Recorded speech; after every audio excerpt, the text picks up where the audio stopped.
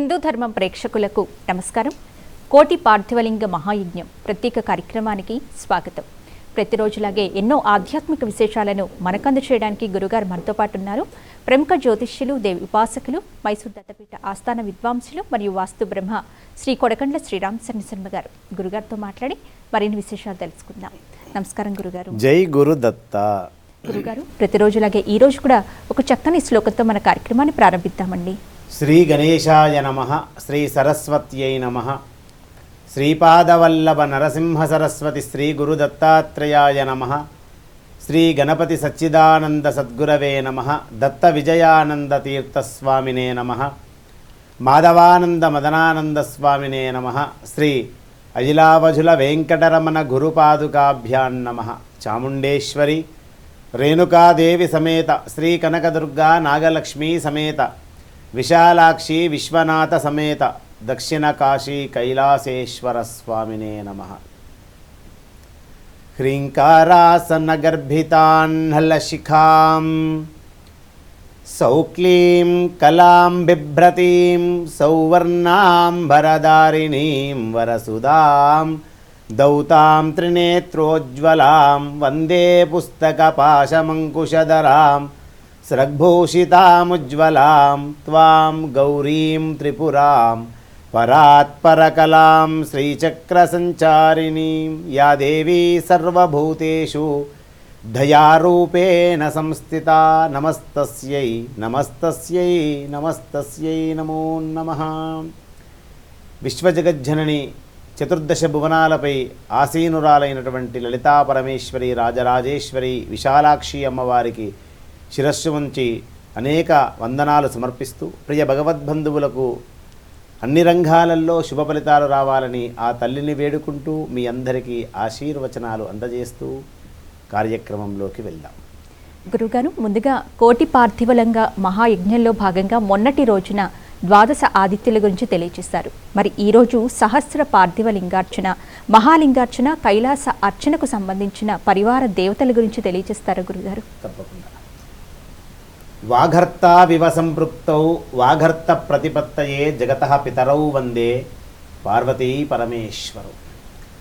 ఆ పార్వతీ పరమేశ్వరులకు శివపార్వతులకు శిరస్సు వంచి అనేక కోటి సార్లు శతకోటి వందనాలు ప్రణమిల్లుతూ ప్రియ భగవద్బంధువులారా, దక్షిణ కాశీ కైలాసేశ్వర ఆలయము నిర్మాణము మహాశివరాత్రి పర్వదినాన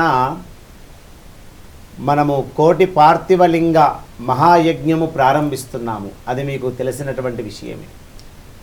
ఈ భవ్యమైన సుందరమైన దేదీప్యమైనటువంటి ఈ మహత్తరమైనటువంటి కార్యక్రమములో పాలు పంచుకుంటున్నటువంటి ప్రియ భగవద్బంధువులారా, సనాతన ధర్మాన్ని, హిందూ ధర్మాన్ని, హైందవ సాంప్రదాయంలో ఉన్నటువంటి పద్ధతులను తెలుసుకొని మరి హిందూ ధర్మం ఆధ్యాత్మిక ఛానల్ ద్వారా ప్రతి విషయాన్ని పరిగణనలోకి తీసుకొని శ్రవణము చేస్తూ వింటుంటూ ఆలకిస్తూ తిలకిస్తూ మేము సైతము ఆ ధర్మములో రెడీ అని ముందుకు వస్తున్నటువంటి ప్రేమ స్వరూపులైనటువంటి ఆ ప్రతి కుటుంబానికి ఆది దంపతుల దివ్య అనుగ్రహం ఉండాలి అని మనస్ఫూర్తిగా కోరుకుంటున్నాను.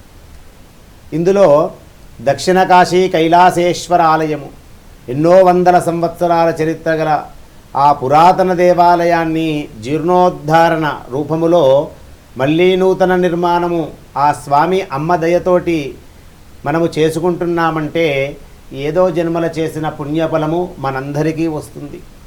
ఓ 100 భవనాలు కట్టొచ్చు, ఓ 100 కోట్లు సంపాదించవచ్చు. కానీ ఒక దేవాలయము నిర్మాణములో పార్థివలింగ రూపములో మీరు అందులో సభ్యులుగా చేరి ఒక సమిధలాగా మారి ఆ శివ పరివారంలో చేరుతున్నారంటే ఆ భాగ్యము ఎవరికి ఉందో, ఎంతమందికి ఉందో, నుదుటి రాతలో శివుడు అమ్మ ఎవరెవరికి ఇస్తారో అది తీసుకున్నటువంటి వాళ్ళు పులకించిపోతున్నారు, పునీతులవుతున్నారు, పుణ్యము సంపాదించుకుంటున్నారు.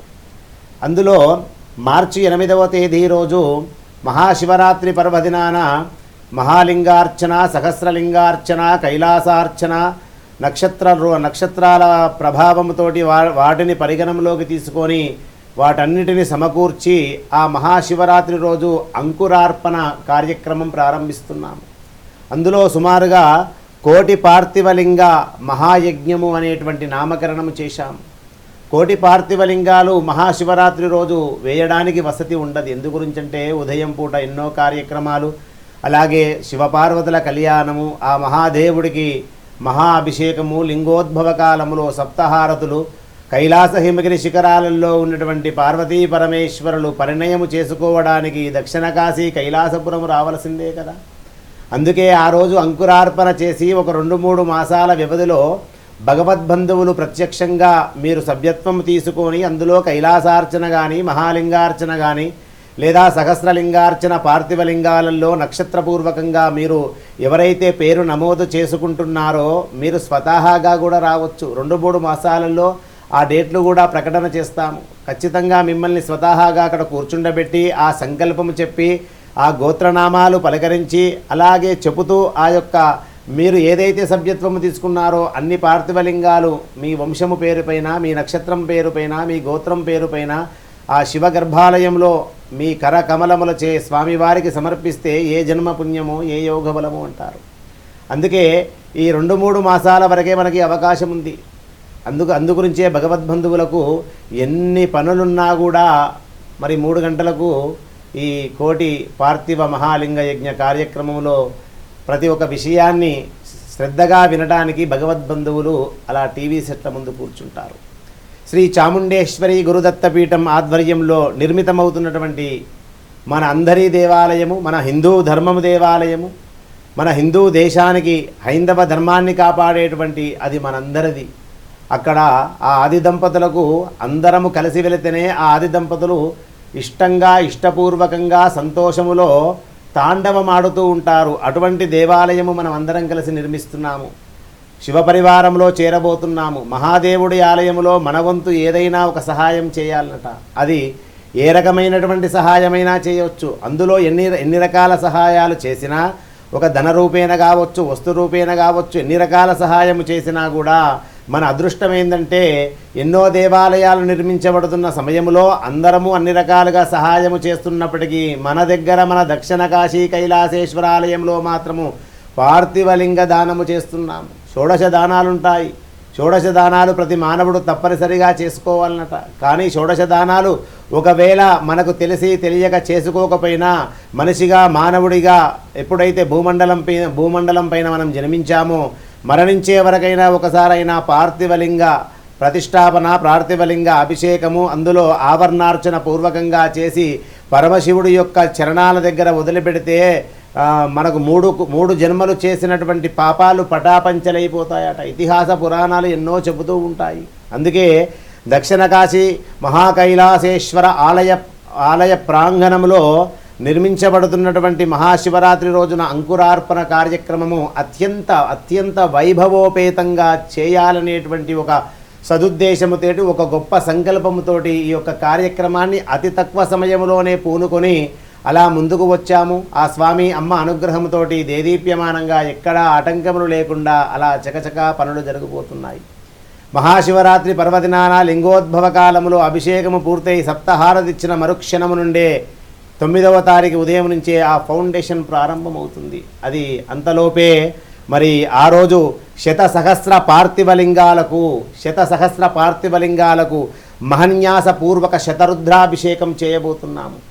శతరుద్రాభిషేకము, శతసహస్రాలు అంటే శతము అంటే 100, మీ అందరికీ తెలుసు. దశము అంటే 10, శత అంటే మనకు 100, సహస్రము అంటే 1000. మరి 1,00,000 లింగాలు అంటే మీకు తెలుసు.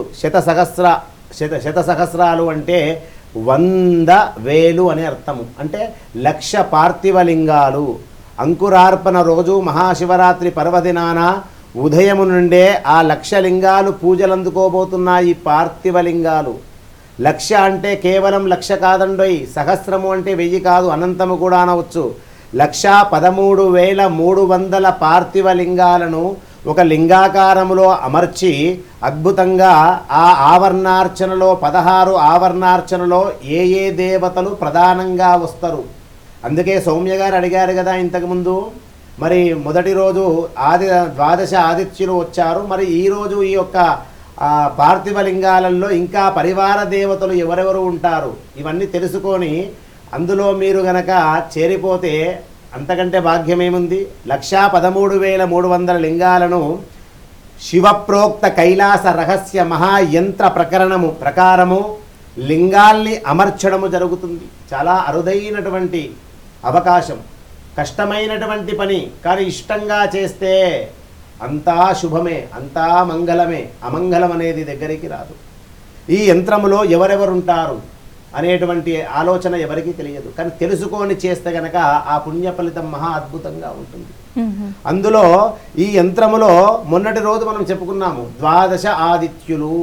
మనకు చాలా మందికి తెలిసిన విషయం ఏమిటంటే ఒకటే సూర్యుడు ఉంటాడు కదా, మరి 12 మంది సూర్యులు ఎక్కడి నుంచి వచ్చారు అనేటువంటి ఆలోచన మన భగవద్బంధువులకు వస్తుంది. ఉదయం లేచి చూడగానే ఒకటే సూర్యుడు కనబడతాడు, కానీ మిత్ర రవి సూర్య భాను కగపూష హిరణ్య గర్భ పరీచ్య ఆదిత్య సవిత్ర అర్క భాస్కరుడు 12 మంది సూర్యులు.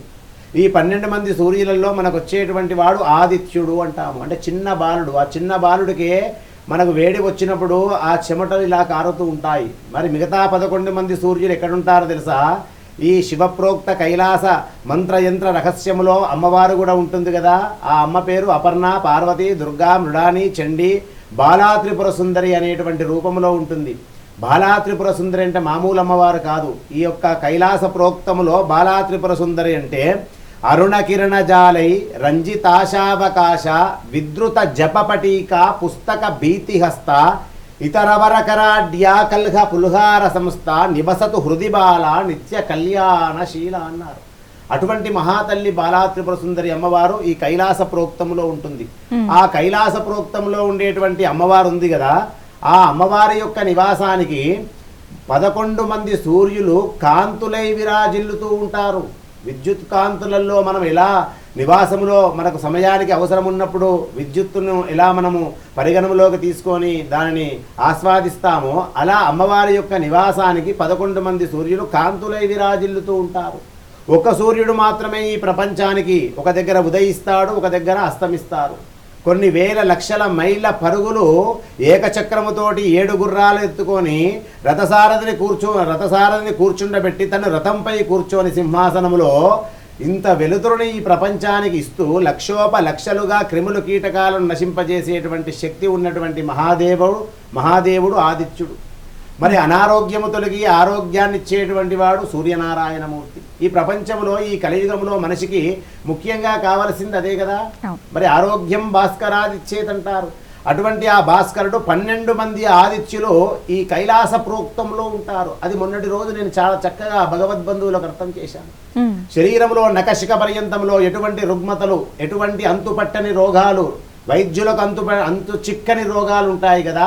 ఇందులో గనక ఈ పార్థివ లింగాలలో మీరు సభ్యత్వము తీసుకొని స్వామివారికి సమర్పిస్తే ఆ పార్థివ లింగాలను సమర్పిస్తే అది ఎటువంటి అనారోగ్యమైనా సరే స్వామి తప్పనిసరిగా అనుగ్రహిస్తాడు. ఇది సత్యం. మరి దిక్పాలకులు ఆశిష్యులు ఉంటేనే మనము ఏ దిక్కునైనా కూడా అనుగ్రహం తీసుకుంటాం. ఈరోజు మనము ఈ కైలాస ప్రోక్తంలో అటు మనకు సహస్రలింగార్చనలో కానీ, మహాలింగార్చనలో కానీ, కైలాసార్చనలో కానీ రెండవ విధంగా మనం తెలుసుకుందాం. రెండవ వారు ఎవరంటే అష్టదిక్పాలకులు.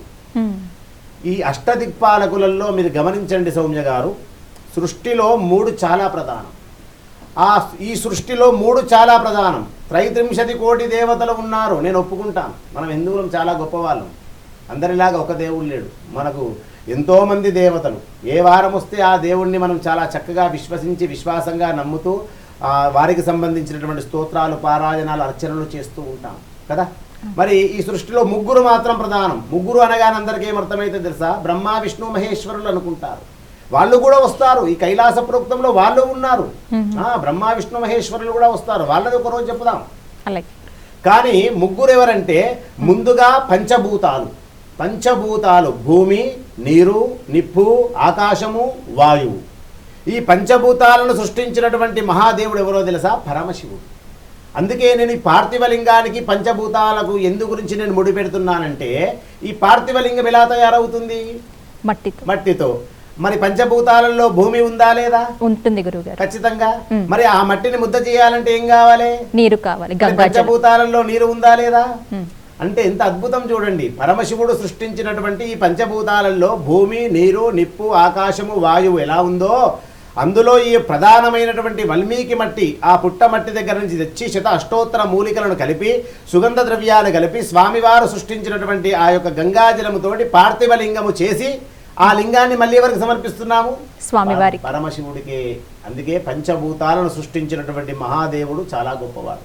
ఆయన సృష్టించినటువంటి వాటిలో ఈ పంచభూతాలలో మనము ఏది లేకున్నా కూడా ఒక క్షణము కూడా ఆగలేము, ఒక క్షణము కూడా ఉండలేము. భూమి లేకపోతే నిలబడగలుగుతామా? లేదు గురువు. నీరు లేకపోతే 6 రోజులు భోజనం లేకున్నా బ్రతకగలుగుతామేమో, కానీ మంచినీరు లేకపోతే ఉండగలుగుతామా? లేదు. వాయువు లేకపోతే ఉండగలుగుతామా? అంటే పంచభూతాలలో అంత గొప్ప పవర్ ఉంది, ఆ ఫలితం వస్తుంది. కాబట్టి అద్భుతంగా పంచభూతాలలో సృష్టించినటువంటి ఆ భూమి నుంచి వచ్చినటువంటి మట్టిని పార్థివలింగాలుగా తయారు చేసి కైలాస ప్రోక్తములో సహస్రలింగార్చన, మహాలింగార్చన, ఈ కైలాసార్చన, ఈ 3 పేర్లు బాగా మనం పలుకుతూ ఉన్నాం. భగవద్బంధువులు వినిపోయారు, భగవద్బంధువులు శ్రవణం చేస్తున్నారు. వాళ్ళు రేపటి రోజు కూడా ఏదైనా కష్టం వచ్చిందనుకోండి, ఎంతసేపటికి వాళ్ళు ఏం పూజలు చేయించుకుంటారండి? సత్యనారాయణ స్వామి వ్రతం అన్నా, లేదా కేదారేశ్వరి వ్రతం అన్నా, ఇవందరికీ తెలిసినటువంటి విషయాలు.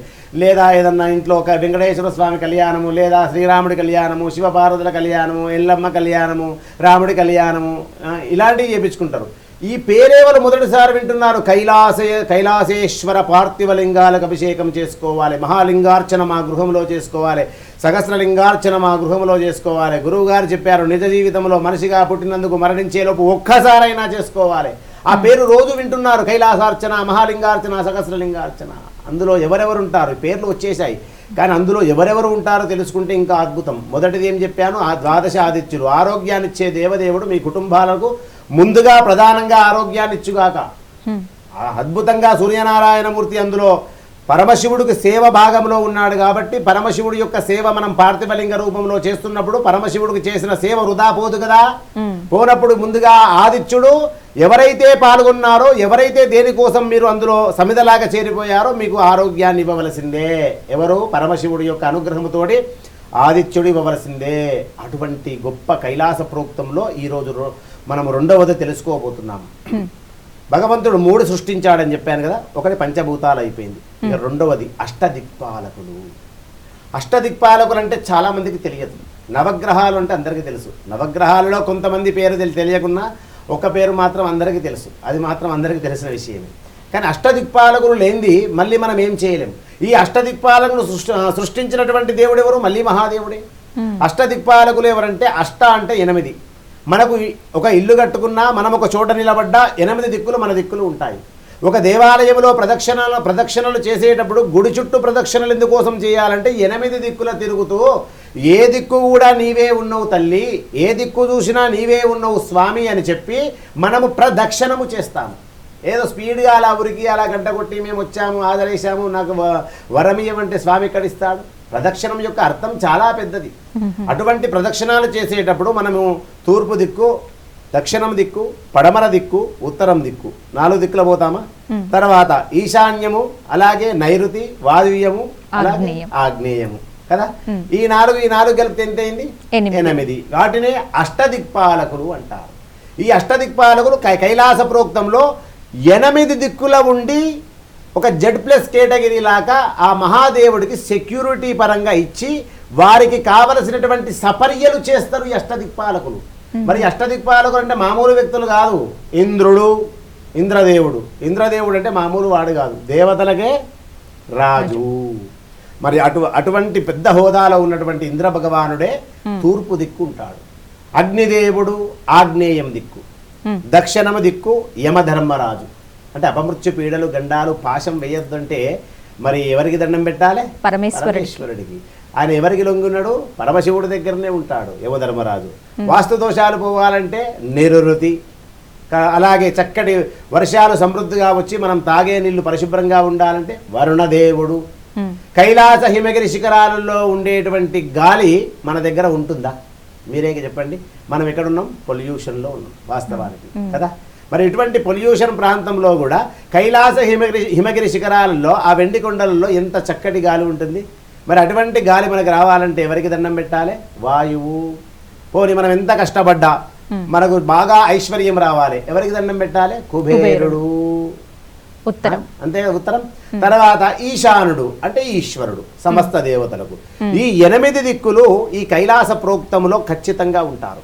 నిజంగా మీరు గమనించండి, ఎక్కువగా మనం క్షేమంగా ఉండాలన్నా పూర్వము రోజుల్లో శకునంతో పాటు ఇంకోటి మనం చూసేవాళ్ళం. ఏదైనా శకునం వస్తే ఈ రోజు ఏ రోజు ఏ దిక్కున ప్రయాణము చేస్తే మంచిది అని తెలుసుకొని ప్రయాణం చేసేటువంటి వాళ్ళు చాలామంది ఉన్నారు. చాలామంది పూర్వకాలంలో. ఇప్పుడంటే మనం సమయానికి తయారవుతున్నాము, బయటకు వస్తున్నాము, రాహుకాలం లేదు, యమగండం లేదు, అమృత గడియలు చూసుకోము, లేదా చెడు కాలం చూడము, వర్జము చూడము, మరి గుళిక కాలము చూడము, ఏది చూడకుండా పోయేస్తాను కూడా అన్నాం. పోతున్నా అంట. మీరు గమనించండి, చాలా వరకు పోతున్నా అంటారు. ఇంట్లో యజమాని కూడా బయటకు వచ్చినప్పుడు ఏమండోయ్ శ్రీమతి గారు నేను వెళ్ళొస్తాను అనాలి. వెళ్ళొస్తానంటే క్షేమంగా వెళ్ళిరండి అంటది. అంటే ఇంట్లో ఉన్న అమ్మవారి రూపంలో ఉన్నటువంటి ఆ ధర్మపత్ని లక్ష్మీ సౌభాగ్యవతి క్షేమంగా వెళ్ళిరండి అంటే అమ్మవారు అన్నట్టే. అంటే ఏమండోయ్ శ్రీమతి గారు అలా ప్రేమగా పిలవాలి. నేను పోతున్నా అంటే మళ్ళీ వస్తావా లేదా గ్యారంటీ లేదు కదా. అందుగురించి పూర్వకాలంలో పద్ధతులు బాగా పాటించేవారు. అంటే ఇప్పుడు మనం మాట్లాడే విషయాలలో కొన్ని వాళ్ళకు పరిష్కారములు కూడా రెమెడీస్ ద్వారా మనం ఇస్తున్నాం కాబట్టి ఇదొక పరిష్కారం. కాబట్టి ఎప్పుడైనా కూడా వెళ్ళొస్తాను అనాలి. వెళ్ళొస్తాను, క్షేమంగా వెళ్ళిరండి అంటే మళ్ళీ తిరిగి రండి. అంత అద్భుతం. మరి నిజంగా కూడా కొన్ని తిథులలో కూడా ప్రయాణం చేయరు. అష్టమి తిథి ఉంది, ప్రయాణం చేయరు. నవమి తిథి ఉంది, ప్రయాణం చేయరు. మరి అలాగే 9వ రోజు నువ్వు ప్రయాణము చేస్తూ తీర్థయాత్రలు చేస్తూ 9వ రోజు ఇంటికి రాకూడదు సౌమ్య గారు. 9వ రోజు కనుక మీరు ఇంటికి వచ్చారా ఖచ్చితంగా కొట్లాటలు అవుతాయి. 100% నేను ఖచ్చితమైనటువంటి నిర్ణయం తీసుకొని చెప్తున్నాను ఈ మాట. 9వ రోజు నువ్వు తీర్థయాత్రలకు వెళ్ళు, లేదా మీ తల్లిగారింటి నుంచి మీ అత్తగారింటికి వచ్చినా, లేదా ఇంకెక్కడన్నా బంధువులింటికి వెళ్ళి 9వ రోజు ప్రయాణం చేసి నీ యొక్క అత్తగారింటికో తల్లిగారింటికి వచ్చినా ఆ సంవత్సరం అంతా గొడవలే ఉంటాయి సౌమ్య గారు. అందుగురించి పూర్వకాలంలో తిథులు పరిగణనలోకి తీసుకొని తప్పకుండా ప్రయాణం అనేటువంటి వాళ్ళు ఇప్పుడు ఎవరు చూస్తలేరు. అయినప్పుడు భగవంతుడా నీవే దిక్కు అంటున్నారు. కానీ ఖచ్చితంగా చూడాలి. కానీ ఇప్పుడు జనరేషన్లో చూడలేకపోయినా ఒక పరిహారం ఉంటుంది. ఆపదామపహర్తారం దాతారం సర్వసంపదాం లోకాభిరామం శ్రీరామం భూజో నమామ్యహం. ఈ శ్లోకం పఠించి బయటికి వెళ్తే తిరిగి మళ్ళీ క్షేమంగా ఇంటికి వస్తారు. రెండవది, మనం లేవగానే సూర్యుడికి ఒక ప్రదక్షిణం చేయమంటున్నాం. అక్కడ నిలబడ్డ దగ్గర సూర్యుడికి నమస్కారం చేసి ప్రదక్షిణం చేయమంటున్నాం. ప్రదక్షిణం అంటే 8 దిక్కుల తిరిగినట్టే కదా. అంటే 8 మంది అష్టదిక్పాలకులు నమస్కారం చేసినట్టే. నువ్వు ఏ దిక్కన వెళ్ళు, తూర్పుకు వెళ్ళు, ఆగ్నేయం వెళ్ళు, దక్షిణం వెళ్ళు, నైరుతి దిక్కు వెళ్ళు, పడమర దిక్కు వెళ్ళు, వాయువ్య దిక్కు వెళ్ళు, ఉత్తరం దిక్కు వెళ్ళు, ఈశాన్యం దిక్కు వెళ్ళు. ఈ ప్రదక్షిణం చేసినందుకు 8 దిక్కులా నిన్ను ఆరోగ్యంగా సూర్యుడికి నమస్కారం చేసినావు కాబట్టి ఆరోగ్యంగా క్షేమంగా తిరిగి తీసుకొస్తాడు. ఇది ప్రధానం. 1 సెకండ్ అన్నా అలా మనం నమస్కారం చేయాలి. అందుకే ఈ దిక్పాలకులు 8 మంది అంటే ఎవరో మీకు ఇంతకుముందు చెప్పాను. ఇంద్రుడు, అగ్నిదేవుడు, యముడు, నైరుతి, వరుణుడు, వాయుదేవుడు, కుబేరుడు, ఈశానుడు. ఇంద్రుడు ఆయన భార్య చాలా మందికి తెలియదు, ఈరోజు తెలుసుకుందాం. ఇంద్ర పదవి రావాలి అని ఎవరు కోరుకోరమ్మా? ఇంద్ర పదవి అంటే అర్థమైంది, 3 దేవతలకు రాజుగా వ్యవహరిస్తున్నాడు. అంత పెద్ద హోదా అంటే మామూలు విషయమా అండి? 3 దేవతలకే మనం నమస్కారం చేస్తాం. ఆ దేవతలకందరికీ రాజు. ఏదైనా దేవతలు సభ చేసుకోవాలంటే ఎక్కడ చేసుకుంటారు? ఇంద్ర మహాసభ కదా. మరి అటువంటి వాడు, ఆ ఇంద్రుడి యొక్క పదవి అంత గొప్పది. అటువంటి పదవి మనకు దక్కాలి. అటువంటి గొప్ప స్థానములో మనం ఉండాలంటే కైలాస ప్రోక్తములో ఈ కైలాసార్చన, మహాలింగార్చన, సహస్రలింగార్చన, నక్షత్రపూర్వకంగా పార్థివలింగాన్ని నువ్వు ఆ పరిష్కార రూపకంగా స్వామికి సమర్పించావా, ఇంద్రుడి యొక్క సంపూర్ణ అనుగ్రహము ఖచ్చితంగా లభిస్తుంది. ఆ ఇంద్రుడి యొక్క భార్య పేరు శచీదేవి. మరి ఆ శచీదేవి ధర్మపత్నియుక్తంగా ఆ ఇద్దరు కూడా మనకు మనస్ఫూర్తిగా ఆశీర్వదిస్తారు. వారి నగరం ఏది తెలుసా? అమరావతి. మనం అమరావతి నగరం అంటున్నాం కదా. ఇంద్రుడు, ధర్మపత్ని లక్ష్మీ సౌభాగ్యవతి శచీదేవి, వారి నగరం అమరావతి, వాహనం ఐరావతం. అంటే ఈ యొక్క కైలాస ప్రోక్తంలో మనకు అష్టదిక్పాలకులలో మొదటివాడు తూర్పు దిక్కు ఉంటాడు. ఆ శచీదేవి భార్య, ఇంద్ర పదవి వస్తుంది. అటువంటి యోగం మీకు వర్తిస్తుంది. మరి గొప్ప వాళ్ళవుతారు. ఇవన్నీ కారణమేంది? అష్టదిక్పాలకులలో మొదటివాడి యొక్క అనుగ్రహం లభించాలంటే కైలాస ప్రోక్తంలో మీరు చేరవలసిందే. కార్యక్రమంలో మీరు మళ్ళీ అడగండి, వాటి గురించి వివరిస్తాను. మనం కార్యక్రమాన్ని కొనసాగించే ముందు విరామం తీసుకుందాం గురుగారు. కోటి పార్థివలింగ మహాయజ్ఞం ప్రత్యేక కార్యక్రమంలో ఇప్పుడు ఒక చిన్న విరామం.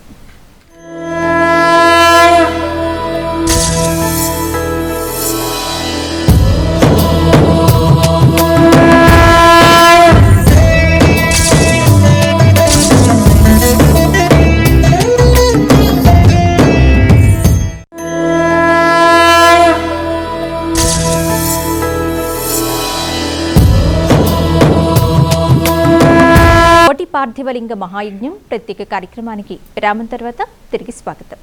గురుగారు, మరి అష్టదిక్పాలకుల్లో మొదటివారు ఇంద్రుడు, వారి భార్య సచీదేవి, వారి వాహనం వచ్చేసి ఐరావతి అని, వారు నివసించేది అమరావతి నగరం అని చెప్పారు. మరి అష్టదిక్పాలకుల్లో రెండో వారు ఎవరు గురుగారు? వారి గురించి కూడా తెలియజేస్తారా మాకు? తప్పకుండా. నిజంగా భగవద్బంధువులు కొన్ని విషయాలు క్లుప్తంగా తెలుసుకుంటారు కదా. నేను ఎన్నో మార్లు చెప్పాను, లక్ష్మీ చాలా గొప్పది. లక్ష్మీదేవి లేనిది ఏ క్షణం కూడా మనకు కొన్ని పనులు జరిగాయి. కానీ లక్ష్మీదేవి కంటే గొప్పది సరస్వతీదేవి అంటారు. ఇద్దరు మనకు కావాల్సిందే. అయితే ఆ సరస్వతీదేవి ఒకసారి రావడం కష్టం. అంటే విషయము మనం తెలుసుకున్నామనుకో, క్లుప్తంగా విశదీకరించి చాలా చక్కగా గురువు గారు చెప్పేది శ్రద్ధగా విన్నామనుకో, అది ఒక్కసారి లోపలికి వచ్చిందనుకోండి, దానికి మళ్ళీ పొమ్మన్నా పోదు. అంటే ఈరోజు ఇంద్ర భగవానుడు దేవతలకు రాజు, ధర్మపత్ని లక్ష్మీ సౌభాగ్యవతి, ఇంద్రుడి భార్య ఎవరో తెలుసుకున్నారు, వారి నగరం ఏంది తెలుసుకున్నారు, అలాగే వారి వాహనం ఏంది తెలుసుకున్నారు. వారు ఈ కైలాస ప్రోక్తములో శివుడికి ఏ సేవ చేస్తున్నాడు, దేవతలకు రాజే సృష్టించినటువంటి పరమశివుడికి ఏ సేవ చేస్తున్నాడు అంటే ఈ కైలాస ప్రోక్తములో అంత అద్భుతంగా పరివార దేవతలు కూర్చొని సేవ చేస్తారండి. అంటే అటువంటి మహాదేవ దేవతలే ఆ పరమశివుణ్ణి పార్థివలింగ రూపంలో అర్చిస్తున్నారంటే మనం ఎంత, ఆ అవకాశం మనకు వచ్చిందంటే ఇచ్చింది ఎవరు? శివుడు కదా. అందులో మనం రెండవ వాడు తూర్పు దిక్కు ఇంద్రుడు ఉంటాడని చెప్పాము. అందుకే మీకు పూర్వకాలంలో సింహద్వారం అనేది మధ్యలో పెట్టుకునేవాళ్ళు. గమనించండి, చతుశ్శాల భవంతి అని ఉండేది. చతుశ్శాల భవంతి 4 ద్వారాలు ఉండేటి. తూర్పు ద్వారము ఈశాన్యంలో పెట్టేవాళ్ళు కారు. ఇప్పుడు ఈ మధ్యలో బాగా అడ్వర్టైజ్మెంట్ బాగా చేసుకొని కొందరు పనికిరాని వాళ్ళు, బయ్యర్సు, బ్రోకర్సు తూర్పు ఈశాన్యం అని ఈశాన్యానికి సింహద్వారం వేశారు కదా. తూర్పు ఈశాన్యం సింహద్వారం వేసిన తర్వాత సింహం ఎట్లయితుంది? సింహం ఎక్కడన్నా మూలకు కూర్చుంటుందా? కూర్చోదు కదా. సింహద్వారం మధ్యలోనే ఉండాలి. ఆగ్నేయం నుండి ఈశాన్యం వరకు కరెక్ట్గా కొలతల ప్రకారం సింహద్వారం మధ్యలో ఉంటేనే మీకు అద్భుతమైనటువంటి ఆరోగ్యం, దేవతలకు రాజు అయినటువంటి ఇంద్రుడి అనుగ్రహం వస్తుంది. ఈ మధ్యకాలంలో చాలా కష్టంగా ఉంది. ఇక రెండవ వాడు ఆగ్నేయం దిక్కు అగ్నిదేవుడు ఉంటాడు. మరి తూర్పు సింహద్వారాన్ని తీసుకెళ్లి ఈశాన్యంలో ఎత్తేశారు అనుకుందాం. మరి ఆగ్నేయంలో ఉన్న అగ్నిని మాత్రం ముట్టలేదు చూడండి, అది మాత్రం ఆగ్నేయంలోనే ఉంటుంది. మీరు గమనించండి. మరి ఆగ్నేయంలో చాలా చక్కగా అగ్నిదేవుడు ఉంటాడు. మనం అందు గురించి నేను చాలా మార్లు చెప్తాను. ఏదో మనం కిచెన్లకు వెళ్తున్నాము, స్టవ్ వెలిగించాము, మనం ఇష్టానుసారంగా వ్యవహరిస్తే నడవదండి. ప్రతి వంటశాలలో అన్నపూర్ణాదేవి విగ్రహం తప్పనిసరి ఉండాలి. ఒక చిన్న కటోరిలో అందులో బియ్యం పోసి ఆ అమ్మవారు అందులో ఉండాలి. ఏది మనం వండిన పదార్థాలు ఆ విగ్రహానికి తాకకుండా ఆగ్నేయములలో ఒక చక్కగా దేవుడి గది ఎంత శుభ్రంగా ఉంటుందో ఆ ప్రాంతంలో అన్నపూర్ణాదేవిని పెట్టుకొని ఆ ఇంటి ఆడపడచ్చు, మీరు గమనించండి, ఆ ఇంటి ఇల్లాలు 24 గంటలలో నిద్ర 8 గంటలు తీసేస్తే ఎక్కువ సమయము ఉండేది ఇంటి ఇల్లాలు వంటశాలలోనే. ఇది సత్యమా కాదా? సత్యం గురుగారు. మరి అటువంటి వంటశాల ఎంత పరమ పవిత్రంగా ఉండాలి. ఆగ్నేయం భాగంలో శుచిశుభ్రతతోటి అది ఇల్లాల నుంచే అవుతుంది. అందుకే నేను ఎన్నో మార్లు చెప్పాను, స్నానం ఆచరించండి, ఆగ్నేయంలో ఉన్నటువంటి వంటశాలను తాకకండి. ఎందు గురించి తాకొద్దు అంటున్నానంటే అక్కడ అగ్నిదేవుడు ఉంటాడు. అంటే మనకు రుచికరమైనటువంటి పదార్థాలు వండించి అన్నపూర్ణాదేవి అనుగ్రహం తీసుకునేటువంటి ఒక అద్భుతమైనటువంటి దిశ అది. మన ఇష్టానుసారంగా వ్యవహరిస్తే అగ్నికి కోపం వస్తే ఏమవుతుందండి? నీరుకు నిప్పుకు ఎప్పుడూ ఆగ్రహం తెప్పివ్వకూడదు. బాగా గుర్తుపెట్టుకోండి. మరి అటువంటి ఆగ్నేయ దిగ్భాగంలో ఉన్నటువంటి అగ్నిదేవుడు, ఆయన భార్య స్వాహాదేవి. మీరు గమనించండి, గృహప్రవేశం సమయంలో కానీ ఏదన్నా మీ ఇంట్లో గురువుగారు మా ఇంట్లో ఏదైనా యజ్ఞం చేస్తారా అంటే ఓ చండీ యాగం చేసుకోండి, ఓ సుదర్శన హోమం చేసుకోండి, లేదా వాస్తు హోమం చేసుకోండి, లేదా అమ్మవారి లక్ష్మీ హోమం చేసుకోండి, లక్ష్మీ నారసింహ హోమం చేసుకోండి, రుద్ర హోమం చేసుకోండి అని చెప్తాం కదా. మేము మంత్రం మొదలు పెట్టంగానే మేము స్వాహ అన్నప్పుడు మీరు అందులో పదార్థాలు మీరు వెయ్యాలి అని అంటుంటాం కదా. మరి ఆ స్వాహాదేవి ఎంత గొప్పది తెలుసా? స్వా అనంగానే నోరు తెరుస్తుంది. మీరు గమనించండి, స్వా అనంగా నోరు తెరిచిందా? హా అనంగానే నువ్వు ఏ దేవుడికైతే హోమం చేస్తున్నావో ఆ దేవుడికి కావలసిన ద్రవ్యం నువ్వు ఎప్పుడైతే హోమగుండం మధ్యలో వేస్తున్నావో స్వా అనంగానే నోరు తెరుస్తుంది స్వాహాదేవి. హా అనంగానే తీసుకెళ్ళి అప్పచెప్పి మళ్ళీ వస్తుంది. అంటే అటువంటి స్వాహాదేవి మన ఆగ్నేయం దిక్కులో ఉన్నటువంటి అగ్నిదేవుడి భార్య. మామూలు విషయమా అండి? కాదు కదా. మరి అందు గురించి ఆ స్వాహాదేవి వీరి నగరం తేజోవతి నగరం. తేజోవతి నగరం, వాహనం తగరు వాహనం. అందుగురించే ఆగ్నేయ దిగ్భాగంలో స్వాహాదేవి యజ్ఞాతు భవతు పర్జన్య పర్జన్యాత్ అన్న సంభవ అన్నారు. భగవద్గీత ఎంత మంచి చక్కటి గ్రంథం అది మన హిందూ ధర్మానికి. అందులో ఒక యజ్ఞములో ఉన్నటువంటి స్వాహాదేవికి వేసిన పదార్థము దేవుడికి తీసుకెళ్ళి ఎలా అప్పచెప్పి ఆ ఫలితాన్ని మనకు అప్పచెప్పుతుందో, వర్షాలు సమృద్ధిగా రావాలంటే యజ్ఞము తప్పనిసరిగా ఎలా చేయాలనో, ఒక యజ్ఞము, ఒక హోమము, ఒక యాగము, ఒక అద్భుతమైనటువంటి ఆ పెద్ద హోమాలు చేయాలన్న స్వాహాదేవి అనుగ్రహం లేకపోతే మనం ఏమి చేయలేము. మరి ఆ స్వాహాదేవి అనుగ్రహించాలంటే మనము ఎవరికి దండం పెట్టాలి? అగ్నిదేవుడికి దండం పెట్టాలి. అంటే ఇక్కడ అగ్నిదేవి, స్వాహాదేవి ఇద్దరు ఆనందంగా ఉంటేనే ఆ ఇంట్లో ఆగ్నేయ మూలలో ఇంటి ఇల్లాలు ఎప్పుడు ఆరోగ్యంగా ఉంటుంది. మరి అటువంటి ఆగ్నేయ దిక్కులో ఉన్నటువంటి అగ్నిదేవుడికి, ఆ స్వాహాదేవికి నమస్కరిస్తూ ఈ యొక్క కైలాస ప్రోక్తములో ఆ అగ్నిదేవుడు, ఆ స్వాహాదేవి పరమశివుడికి పార్థివలింగార్చనలో సేవ చేస్తూ ఉంటారు ఆగ్నేయ దిగ్భాగం. ఇక మూడవ వాడు యముడు. యముడు అంటే అందరికీ తెలుసు, దాన ధర్మాలు చేయకున్నా దక్షిణం వైపు తలపెట్టి పడుకోవాలట. ఇది నేను అంటున్నటువంటి శాస్త్రం కాదు. దాన ధర్మాలు చేయకున్నా, మీ దగ్గర ఐశ్వర్యం బాగా ఉంది, దానం చేయాలి, స్వామికి ఎక్కడేం పని లేదు, గురువు గారికి ఎక్కడేం పని లేదు, ఈ దానం అంటుండు, ఆ దానం అంటుండు, ఇవన్నీ ఏదో రకంగా మోసం చేయడానికి అనేటువంటి ఆలోచన ఉన్నటువంటి వాళ్ళు కూడా ఉంటారు. నేను అందరికీ ఇష్టంగా ఉంటానండి. నన్ను అయ్యో మన గురువు గారు అనే వాళ్ళు 9 మంది ఉంటే 9 మంది ఇలాంటి వాళ్ళు చాలామంది వచ్చిపోతూ ఉంటారు అనేటువంటి వాళ్ళు ఉంటారు. వాళ్ళు ఉంటారు, వీరు ఉంటారు. ఎవరు ఎలా ఉన్నా ధర్మం కోసం మన పని మనం చేసుకుంటూ వెళ్ళవలసిందే. నరం లేని నాలిక 40 రకాలుగా మాట్లాడుతుంది, దానికి మనం ఏం చేయలేం కదా. కాబట్టి యముడు దాన ధర్మాలు చేయకున్నా దక్షిణ దిశ శిరస్సు పెట్టి పండుకో, ఉత్తరం వైపు కాళ్ళు పెట్టు అన్నారు ధర్మశాస్త్రం. ఎందు గురించి అన్నారా? యముడు అనేటువంటి వాడు యమధర్మరాజు. యమపురి అనేటువంటి నగరం ఉంటుంది. మానవుడు చనిపోయే ముందు యమపాశం యమబడులకు ఇచ్చి పంపిస్తాడు. ఇప్పుడు మన దగ్గర కంప్యూటర్ ఎలా ఉందో, రోజు రాత్రి 12 గంటల తర్వాత ఎంటర్ కొడితే ఈరోజు ఎంతమందికి యమపాశం వేయాలి అనేటువంటి కౌంట్ ఉంటుంది వారి దగ్గర. నేను చెప్పేటువంటి మాట సత్యం. మీరు గరుడ పురాణం అనేటువంటి గ్రంథం అప్పుడప్పుడు వింటేనేమో బాగుంటుంది కదా. అయితే ఆ యమభటులు వెళ్ళి ఆ పాశం వేస్తారు.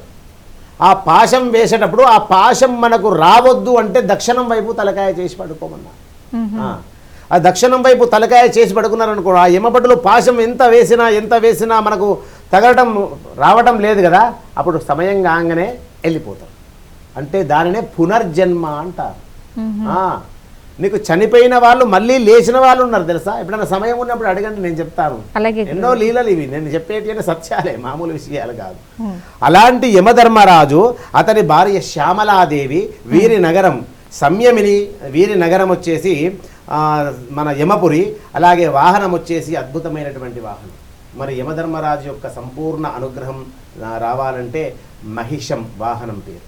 మహిషం అంటే తెలుసు కదా, ఆ మహిష వాహనం. మరి సంయమిని అనేటువంటి వీరి నగరం, దానిని యమపురి అంటారు. యమపురి మనిషి మరణించిన తర్వాత 16 పట్టణాలు 12 మాసాలలో దాటి 16 పట్టణాలు 12 మాసాలలో దాటి ఆ 16 పట్టణాలు దాటిన తర్వాత యమపురి అనేటువంటి నగరం వస్తుంది. ఆ నగరానికి అధిపతి ఎవరంటే యమధర్మరాజు. అక్కడ చిత్రగుప్తుడు ఉంటారు.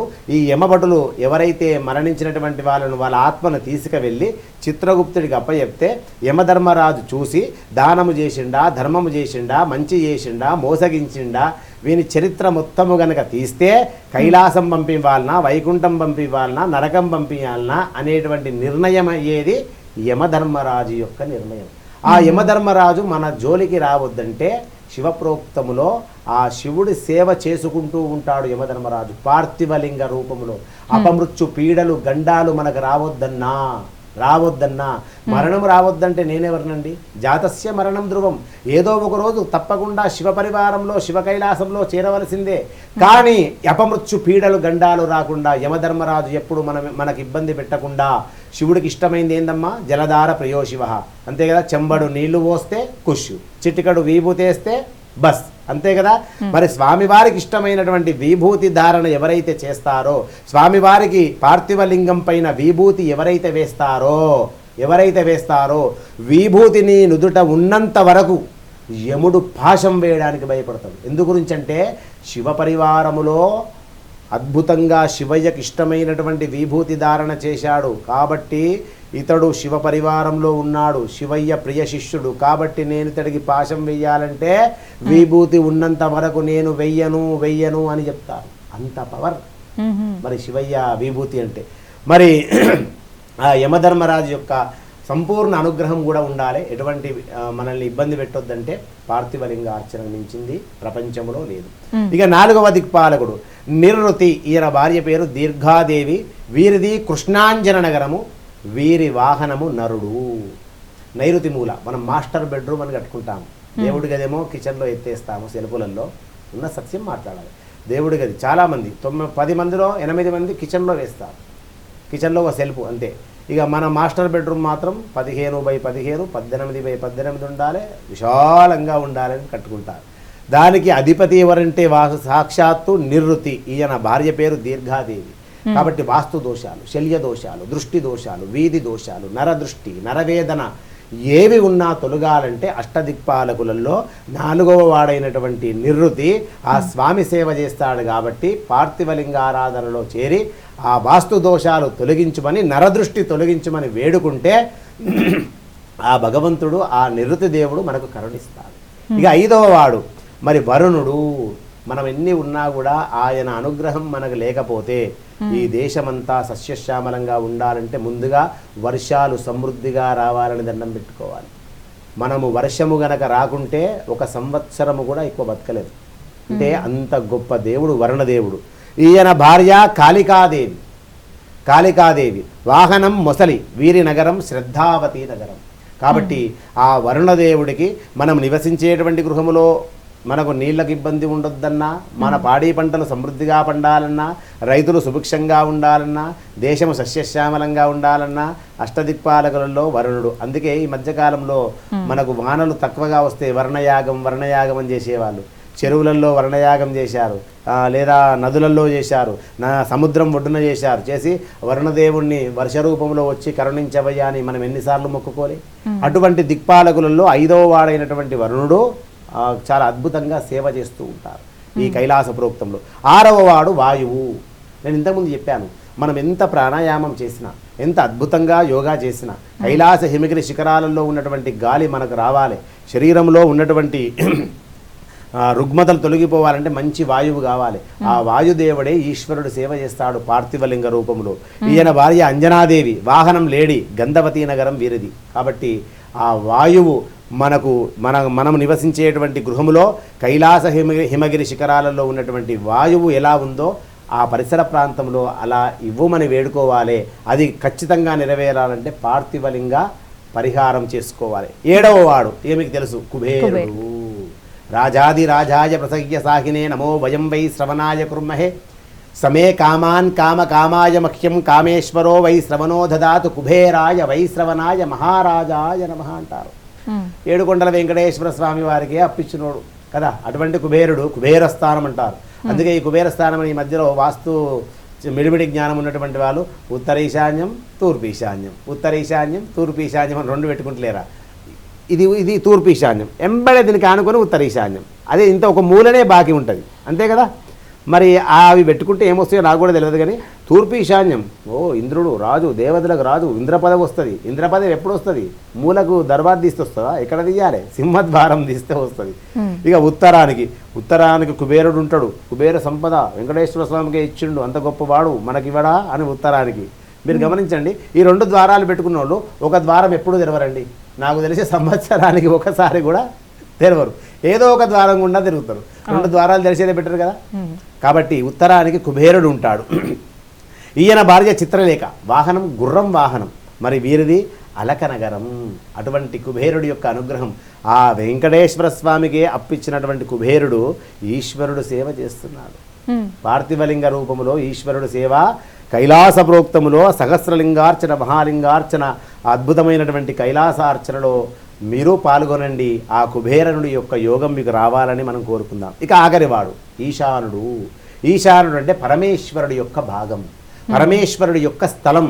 అందుకే నేను ఎన్నో మార్లు చెప్తాను, నువ్వు ఎంత పెద్ద ఇల్లు కట్టుకో, చిన్న కుటీరం కట్టుకో, శివుడి ఆజ్ఞ లేనిది చీమైనా కుట్టదు, అమ్మ దయ లేకుంటే నీకు ఇల్లు రాదు సౌమ్య గారు. ఇది నేను ఖచ్చితమైన మాట చెప్తున్నాను. 1 కోటి రూపాయలు నువ్వు జేబులో పెట్టుకో, నీకు ఇల్లు యోగం లేదనుకో రాదు. అపర కుబేరులు కూడా ఈరోజు అద్దె ఇళ్లల్లో నివాసం ఉంటున్నారు. అంటే గృహయోగం లేదు. గృహయోగం రావాలంటే నువ్వు ఈశాన్యము ఎవరిది? పరమశివుడిది. ఆ ఈశాన్యానికి ఈశాన్యముడోరు ఉత్తర ఈశాన్యం పెట్టి నాశనం చేయకూడదు. అది అక్కడ ఈశాన్యములో భగవంతుడి యొక్క గది పెట్టు చూడు, ఎంత అద్భుతంగా ఉంటుంది. అటువంటి ఈశాన్యానికి మరి చాలా అద్భుతమైనటువంటి ఈశానుడు మహాలింగ ప్రతిష్టాపనలో గనక మనం చూస్తే శివప్రోక్త కైలాస రహస్య మహాయంత్ర ప్రకారము మరి ఈ కైలాస నక్షత్ర లింగాలలో గనక మనం చేరి 27 నక్షత్రాలు కూడా ఈ కైలాస పార్థివ లింగాలలో సేవ చేస్తూ ఉంటారు. 27 నక్షత్రాలు స్వామి సేవ చేస్తూ ఉంటారు. అదంతా మీరు ఎప్పుడు చూడొచ్చంటే మహాశివరాత్రి పర్వదినాన నేను 1,03,300 లింగాలని చెప్పాను కదా, అన్ని లింగాలు లింగాకారములో తయారు చేపించి ఎక్కడ ఆదిత్య సూర్యులు ఉంటారు, ఎక్కడ అష్టదిక్పాలకులు ఉంటారు, ఎక్కడ భృంగి శృంగి ఉంటారు, ఎక్కడ నవగ్రహాలు ఉంటారు, ఎక్కడ నక్షత్రాలు ఉంటాయి, ఎక్కడ రాశులు ఉంటాయి, ఇవన్నీ నేను మీకు అక్కడ చూపించే ప్రయత్నము కూడా చేస్తాను. మన అదృష్టం ఏంటంటే ఆధ్యాత్మిక ఛానల్ హిందూ ధర్మం మనది కాబట్టి తప్పకుండా లైవ్ పెట్టే కార్యక్రమం కూడా చేస్తాను.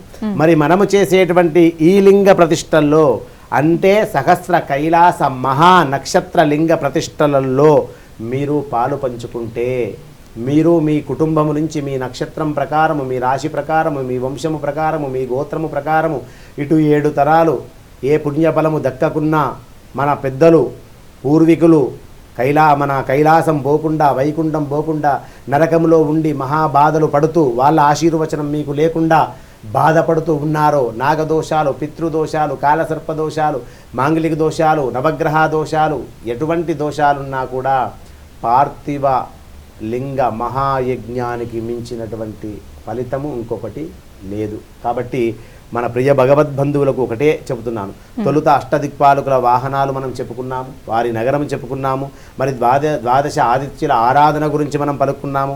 ఇవన్నీ ఎందు గురించి చెబుతున్నానంటే మనము చేసే పార్థివలింగ ప్రతిష్ట ఎంతో శాస్త్రోక్తంగా ఉంటుందో మీకు తెలుసు. అంటే నాకంటే గొప్ప పండితులు ఉన్నారు సౌమ్య గారు, నేను లేనని చెప్పడం లేదు. నాకంటే ఇంకా గొప్ప పండితులు ఉన్నారు. ముఖే సరస్వతి. ఈరోజు ఈ భారతదేశం సస్యశ్యామలంగా ఉంటుందంటే బ్రాహ్మణ కులమే, దానికి మనం ఒప్పుకోవాలి. ఎందు గురించి అంటే మంత్రాధీనంతు దైవతం అన్నారు. మంత్రము ఎక్కడ శాస్త్రోక్తంగా శాస్త్ర ప్రకారంగా మంత్రములో తంత్రములో క్రియలో నాభి దగ్గర నుంచి ఆ 4 వేదాలు చదువుకున్నటువంటి పండితుల ఉచ్చారణ ఆ మంత్రము ద్వారా దేవుడు కూడా లొంగిపోతాడండి. మంత్రాధీనంతు దైవతం అన్నారు. మంత్రాధీనంతు దైవతం తన్మంత్రం బ్రాహ్మణాదీనాం బ్రాహ్మణో మమ దేవత అన్నారు. అందుకే ఆ రోజు గనక మీకు తెలుసు ఇవన్నీ ఎందుకు చెబుతున్నానంటే మనము చేసే పార్థివలింగ ప్రతిష్టాపన ఎంత శాస్త్రోక్తంగా ఉంటుందో ఇప్పటికే మీరు చాలా చూసి ఉన్నారు. గురువు గారు చేసేటువంటి కార్యక్రమంలో విశ్వసించి నమ్మకంగా వచ్చినటువంటి వాళ్ళు ఉన్నారు, నాతో ప్రయాణం చేస్తున్నటువంటి వాళ్ళు ఉన్నారు, నా సభ్యత్వంలో చేసినటువంటి వాళ్ళు ఉన్నారు. గురువు గారు ఏ చిన్న కార్యక్రమం చేసినా ఇది ధర్మమైన కార్యక్రమం అని వారికి మనసుకు వచ్చినట్టుగా నడుచుకునేటువంటి వాళ్ళు ఉన్నారు. ఇంత చేశారు కాబట్టి ఈ అవకాశాన్ని వాళ్ళకి కల్పించాలనేటువంటి ఒక సదుద్దేశంతో ముందుకు వచ్చాను. ఈ అద్భుతమైనటువంటి శాస్త్రోక్తంగా జరిగేటువంటి ప్రక్రియ మహాశివరాత్రి పర్వదినాన అది ఉదయమా, మధ్యాహ్నమా, సాయంత్రమా అనేది నేను మీకు 6వ తేదీ చెప్తాను. అప్పుడు వచ్చేటువంటి వాళ్ళు రావచ్చు, రాని వాళ్ళు టీవీ సెట్ల దగ్గర కూర్చొని చక్కగా చూడొచ్చు. ఈ దిక్పాలకులందరూ లింగ రూపంలోనే ఉంటారు. మరి మీరు అనొచ్చు, ఇంద్రుడు కదా ఆయనకు రూపం ఉంటుందా, అగ్నిదేవుడు కదా రూపం ఉంటుందా? మీరు గమనించండి, మీరు మన తెలంగాణ ప్రాంతం ఆంధ్ర రాష్ట్రం 2 వదిలిపెట్టి మిగతా క్షేత్రాలకు వెళితే ఏ రూపమైనా లింగ రూపమే ఉంటుంది. మీరు గమనించండి, ఏ రూపమైనా లింగ రూపమే ఉంటుంది. మీకు చిన్న ఎగ్జాంపుల్ చెప్తా. ఉజ్జయిని మహాపుణ్యక్షేత్రం, కుజుడు పుట్టింది ఎక్కడ అని చెప్పాను నేను? ఉజ్జయిని కుజుడు. మన నవగ్రహాలలో కుజుడికి రూపం ఉంటుంది, కానీ అక్కడ ఆ మహారాష్ట్ర, ఉత్తరప్రదేశ్ ఇటువంటి ప్రాంతాలలో తిరిగితే కుజుడైనా శివలింగ రూపమే, రాహువైనా శివలింగ రూపమే, అంటే అన్ని లింగ రూపాలే. ఇక్కడ కూడా ఈ కైలాస ప్రోక్తంలో ద్వాదశ ఆదిత్యులైనా లింగ రూపమే, అష్టదిక్పాలకులైనా లింగ రూపమే, నవగ్రహాలైనా లింగ రూపమే, రాశులైనా లింగ రూపమే. ఇలా అన్ని లింగ రూపాలు కలిస్తేనే అది ఏమవుతుంది? శివప్రోక్త కైలాస రహస్య మహాయంత్ర ఆ అద్భుతమైనటువంటి ప్రక్రియ అవుతుంది. కాబట్టి మరి ఆ తర్వాత ఆ లింగాలని మనము ఎక్కడైతే గర్భాలయములో ఆ సదాశివుడు అమ్మవారు నివసించేటువంటి గర్భాలయములో మనము ఎప్పుడైతే స్వామికి సమర్పిస్తున్నామో 1000 సంవత్సరాల వరకు నీ తరతరాలు ఆ వంశము పుణ్యము సంపాదించుకున్నట్టే. నీవు బ్రతికుండంగా రాముడి రామాలయం చూశాము, నీవు బ్రతికుండంగా ఆ శివ పరివారంలో చేరి నువ్వు ఆ శివలింగాలను స్వామివారికి అమ్మవారికి సమర్పిస్తే రాబోయే తరతరాల పుణ్యము కూడా నువ్వే సంపాదించి ఇచ్చినట్టు వస్తుంది. కాబట్టి మరి ప్రియ భగవద్బంధువులకు మనస్ఫూర్తిగా ఈ పరమ పవిత్రమైనటువంటి ఈ పుణ్యకార్యములో, ఈ మహా అద్భుతమైనటువంటి ఈ కార్యక్రమములో మీరు భాగస్వాములు కండి. శివలింగాలు మేము చేసిస్తాము అంటున్నారు. నేను ఎందు గురించి వద్దంటున్నానంటే వాళ్ళు చెయ్యొద్దంటలేదు. ఇందులో 108 మూలికల చూర్ణము చేసి సుగంధ ద్రవ్యాలు కలిపి శివ పంచాక్షరి మహామూల మంత్రం పఠించుకుంటూ చేపిస్తున్నాము. కాబట్టి వేరే వాళ్ళు ఎవరు చేస్తున్నా వద్దండి, ఇంత పద్ధతిగా జరుగుతుంది. మీకు అన్నీ మేము రెడీ పెడతాం. మీరు వచ్చి మీ గోత్రనామములు చెప్పి పూజ చేసుకొని చక్కగా స్వామికి అమ్మకు సమర్పించి వెళ్ళండి. అక్కడ సమర్పించి వెళ్ళి మళ్ళీ సంవత్సరము లోపే దేవాలయం పూర్తి కావాలి.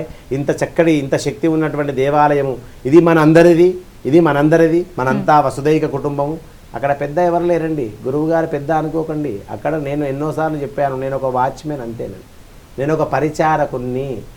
ఆ శివయ్య నన్ను ఒక పరిచారకునిగా పెట్టుకున్నాడు అంతే తప్ప ఈ దేవాలయము నాది, ఇది నా ఆధ్వర్యంలో ఉంది, దీనికి నేనే సర్వస్వము అన్నారనుకో, కాదు కదా.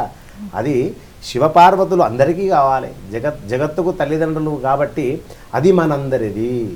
అది ఈ విశ్వానికి మనం ఒక కానుకగా, మనము ఈ సమాజానికి మంచి జరిగే విధంగా ఆ ప్రయత్నములో ఉన్నాము. కాబట్టి ఎవరి ప్రాప్తంలో రాసి ఉందో, ఏ నుదుట రాసి ఉందో, ఏ కర్మ ఫలితము తొలగిపోయే వాళ్ళకి అవకాశం వస్తుందో, ధర్మమాచరించాలి అనేటువంటి వారికి ఈ పవర్ ఎలా వస్తుందో ఆ శివయ్యనే అవకాశం ఇస్తూ ఉంటాడు. రోజు మనము గంట సేపు ఇలా చక్కగా ఎంత భగవద్బంధువులతో కలిసి మాట్లాడుకుంటూ అన్ని విషయాలు చెబుతున్నాం. కాబట్టి ఆ ప్రియ భగవద్బంధువులకు ఈ మహాశివరాత్రి పర్వదినాన అంకురార్పణ మనం ప్రారంభిస్తున్నాము. ఆ రోజు మనము 100 సహస్ర పార్థివలింగాలను లక్షార్చన మీరు నాకు తెలిసి ఎప్పుడు ఎవరు విని ఉండరు, ఎవరు చేసి ఉండొచ్చు. మహానుభావులు ఎంతోమంది ఉంటారు కదండి చేసేవాళ్ళు. కాకపోతే లైవ్ ద్వారా చేయటం అనేది నాకు తెలిసి అరుదు.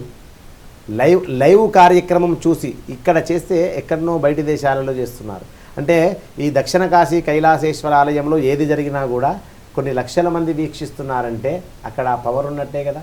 ఆ దేవుడు ఏమనుకుంటున్నాడు, నేను అందరికీ కనబడాలి. కాబట్టి ఆధ్యాత్మిక రంగమైనటువంటి ఛానల్ ద్వారా మీకు ఎక్కడా ఎలాంటి ఇబ్బందులు లేకుండా రాని వాళ్ళకు కూడా మీరు సభ్యత్వం తీసుకుంటే ఆ గోత్రనామాలు రాసుకొని ఏ రోజైతే వేస్తున్నామో నేను మీకు ఒక కుటుంబంలో ఒక వ్యక్తిలాగా నేను ఎన్నో మార్లు చెప్పాను, మీ కుటుంబంలో నేను ఒక సభ్యుణ్ణి, మనం ఒక ధర్మాన్ని కాపాడుతున్నాం, నేను కూడా అలా మీకు ఆ పుణ్య ఫలితాన్ని అప్పగిస్తాను. కాబట్టి ప్రియ భగవద్బంధువులు మనస్ఫూర్తిగా స్వాగతిస్తూ జై గురుదత్త. గురుగారు, మరి ఈ మహత్తర కార్యక్రమంలో సభ్యత్వం తీసుకునే అవకాశాన్ని ప్రారంభించారా గురుగారు? ఇప్పటి నుంచి సభ్యత్వం తీసుకోవచ్చా భక్తులు? ఖచ్చితంగా. ఆల్రెడీ ఇప్పుడు 6 రోజులు 7 రోజులు స్టార్ట్ అయింది.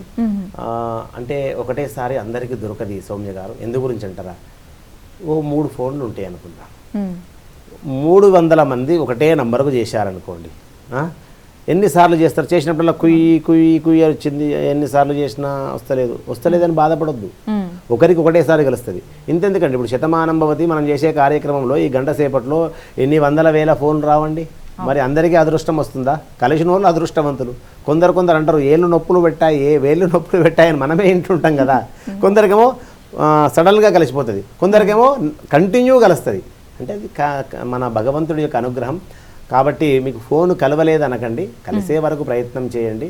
మీకు నంబర్స్ కూడా ఒకటే నంబర్ ఇచ్చాము అందరికీ అర్థమయ్యేటట్టు. మీరు ఎవరైతే మన స్టాఫ్ మాట్లాడుతుందో జాగ్రత్తగా మీరు అన్ని విషయాలు అడగండి. అన్ని విషయాలు అడిగి మీ యొక్క హృదయం ఏం చెప్తుందో, మీ మనసు ఏం చెప్తుందో, ఈ కార్యక్రమంలో ధర్మము ఉంది అంటేనే ముందుకు రండి. ధర్మము లేదు అంటే మీరు ఒక ఫోన్ కాల్ తోటి క్లోజ్ అయిపోండి. నేను అనేది అదే. ఒకటి, శివుడి దగ్గర, ఆ మహాదేవుడి దగ్గర మీ నోటి నుంచి ఒక చెడు మాట అనకండి. చెడు మాట అనకండి, దానికి మించిన పాపం ఇంకొకటి లేదు. ఉమ్, నీవు సభ్యత్వం తీసుకోకుండా రా, వచ్చి సేవ చేయి, సేవనే సభ్యత్వం, అంతే కదా. భగవంతుడికి పత్రం పుష్పం ఫలం తోయం, అంతే కదమ్మా. ఒకరు ఫలం తెస్తారు, ఒకరు పత్రం తెస్తారు, ఒకరు పుష్పం తెస్తారు, ఒకరు సేవ చేస్తారు, ఒకరు ఊడుస్తారు, ఒకరు నీళ్ళతోటి కడుగుతారు. అందరూ కలిస్తేనే పండుగ కదమ్మా, అవును గురువు కదా. ఆ శివుడు ఎవరెవరితో ఏం చేయించుకుంటాడో అలా అని ఖచ్చితంగా మీకు నమ్మకము విశ్వాసము ఉంటేనే అందులో చేరండి. లేదా ఉత్తగా వచ్చి దండం పెట్టుకోండి, లేదా టీవీలలో చూసి దండం పెట్టుకోండి, అంతే తప్ప ఇప్పుడు సభ్యత్వం తీసుకున్న వాళ్ళు 100 మంది ఉంటే చూసేవాళ్ళు 1000 మంది లేరా అమ్మ? మరి అవును గురువు మరి వాళ్ళందరూ ఏమైనా చేశారా? మరి చేయకున్నా వాళ్ళకి ఫలితం వెళ్తుంది కదా. అంటే ఇక్కడ మీ ఇంట్లో సత్యనారాయణ స్వామి వ్రతం జరుగుతుంది, ఖర్చంతా నీదే అనుకుందాం. మరి బంధువులు వస్తారు, మిత్రులు వస్తారు, సహోదరులు వస్తారు, శ్రేయోభిలాషులు వస్తారు, మరి వాళ్ళకు కూడా ఫలితం పోతుంది. అదేంటి గురువుగారు, పైసలు మాయి, పీఠ మాది, బియ్యం మాయి, కలశం మాయి, నవగ్రహాలు మాయి, ప్రసాదం మాది, రవకేసరి మాది, కాజు బాదం పిస్తా అన్నీ కలిపిన ఫలితం మాకే రావాలంటే? అంటే చేసుకున్నటువంటి వాళ్లకు ఎంత ఫలితం వస్తుందో శ్రద్ధగా ఆలకించే వాళ్లకు అదే ఫలితం వస్తుంది, శ్రద్ధగా వచ్చి సేవ చేసిన వంటి వాళ్ళకు కూడా అదే ఫలితం వస్తుంది. కాకపోతే నీ రాతలో చిరస్మరణీయంగా నిలిచిపోయే పని. ఒకరోజు చెప్పుకుంటారు నీ మన్మడు, నీ మన్మరాలు, ఓహో మా తాతయ్య గారు, మా నాన్నగారు, మా అమ్మగారు మేము ఈ దేవాలయంలో శివపరివారంలో చేరాము, మేము పార్థివలింగాలు స్వామికి సమర్పించాము. ఎంత అదృష్టం కదా. అలాంటివి చేసుకోండి, బ్రహ్మాండంగా ఉంటుంది. కాకపోతే ఫోన్ విషయంలో మాత్రం ప్రయత్నం చేస్తూ ఉండండి. ఒకటేసారి అందరు చేస్తే కలవకపోవచ్చు. ఇంక నేను అందు గురించి 3 మాసాల సమయం ఇచ్చాను సౌమ్య గారు, 3 మాసాల సమయం ఖచ్చితంగా ఇచ్చాను. ఈ 3 మాసాల సమయంలో ఒక సమయం పెడతాను. మహాశివరాత్రి తర్వాత నేను ఒక డేట్ అనేది ఇస్తాను. అది 2 డేట్ల 3 డేట్ల ఆరుద్ర నక్షత్రమా మాస శివరాత్రి ఆ పరిగణనలోకి తీసుకొని మరి ఆ రోజులలో ఎవరైతే నేరుగా వస్తారో వాళ్ళకి సహకరిస్తాము. నేరుగా రాని వాళ్ళకు గురువు గారు ఉండడం చెప్పాను కదా, మనస్ఫూర్తిగా స్వాగతిద్దాం. జై గురుదత్త, శ్రీ గురుదత్త. చాలా మంచి విషయాలు తెలియజేశారు గురుగారు, ధన్యవాదములు. ప్రియ భగవద్బంధువులకు అనేక మంగళాశాసనములు. జై గురుదత్త, శ్రీ గురుదత్త. జై జవాన్, జై కిసాన్. ఇదండి వాటి కోటి పార్థివలింగ మహాయజ్ఞం ప్రత్యేక కార్యక్రమం. తిరిగి రేపటి కార్యక్రమంలో మళ్ళీ కలుసుకుందాం. నమస్కారం.